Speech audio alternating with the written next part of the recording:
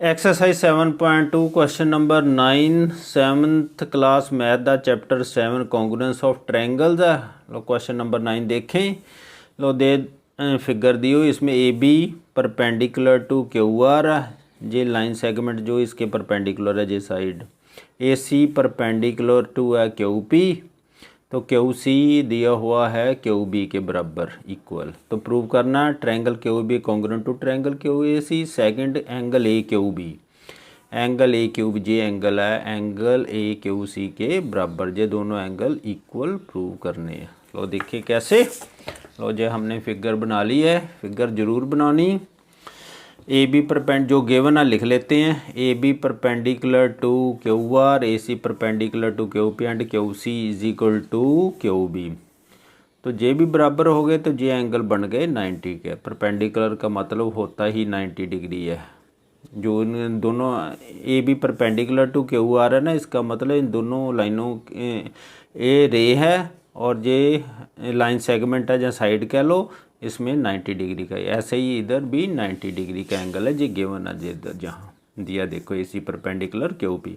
To prove triangle Q A B ये वाली triangle congruent to triangle Q A सी।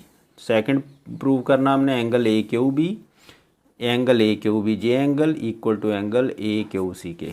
लो पहले congruent कर लेते हैं triangles. Proof in triangle Q A B and triangle Q A C, ये दोनों ट्रायंगलें ले ली। Angle A B Q equal to angle A C Q, A B Q equal to angle A C Q equal to 90 degree. ये given है हमें, जहाँ लिखा हुआ है हमने परपेंडिकुलर है, गिवन लिख दो। Q B is equal to Q C, ये भी गिवन है, देखो जहाँ लिखा हुआ है, चाहे ऐसे लिख लो चाहे Q B equal to Q C लिख लो, एक ही बात है।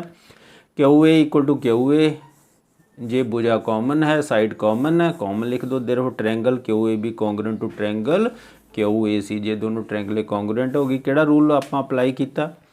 राइट एंगल हाइपोटेन्यूज इसका ओ ए, जे ओ ए के क्यू ए के बराबर किया है, और साइड एक साइड हमने ली है, ये बराबर की है केड़ी Q B is equal to Q C, Q B equal to Q C, जे साइड बराबर कर दी, तो R H S congruence rule apply हो गया। Therefore angle A Q B equal to angle A Q C. अगर दोनों ट्रायंगलें congruent हो जाती हैं तो उसकी कॉरस्पॉन्डिंग एंगल्स और साइड्स बराबर हो जाती है, इसलिए ये दोनों एंगल भी इक्वल हो गए। कारण corresponding parts of congruent triangle C P C T लिख दो। Question 10 multiple choice question. Which of the following is not congruence rule? Angle angle angle, ऐसा कोई रूल हमने नहीं पढ़ा, ये तीनों ही पढ़े हैं। डी पर टिक लगा लो। In triangle A B C congruent to triangle P, then the correct statement की एंगल ए एंगल पी के बराबर होगा, जहाँ से पता चलता है एंगल ए एंगल क्यू के बराबर तो हो नहीं सकता, ना एंगल ए एंगल आर के बराबर, एंगल ए एंगल पी के बराबर होगा, इक्वल होगा। इसी पर टिक लगा लो। Third part angle A equal to angle D, angle B equal to angle C and A B equal to D. Triangle A B C congruent to triangle D E F, केड़ा rule लगा? Angle side angle, दो angle equal और बीच वाली side देखो, A B equal to D, angle side angle congruence, B पर tick लगा लो।